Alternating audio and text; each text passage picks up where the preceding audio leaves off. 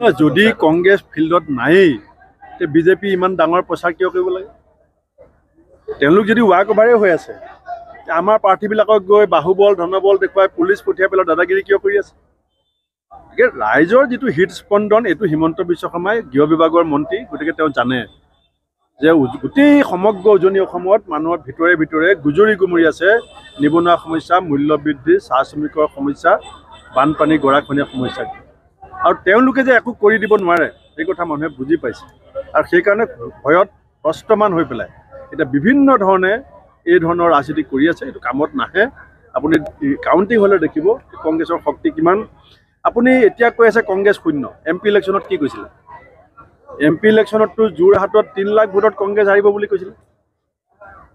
হিমন্ত বিশ্ব শৰ্মাই 3 লাখ ভোটত যোৰহাটত কংগ্ৰেছ হাৰিব বুলি কৈছিলে। বিজেপি ইছবাৰ 400 পাৰ। কি হ'ল? তেওঁলোকৰ দম্ভ অহংকাৰ সেইটোৱে।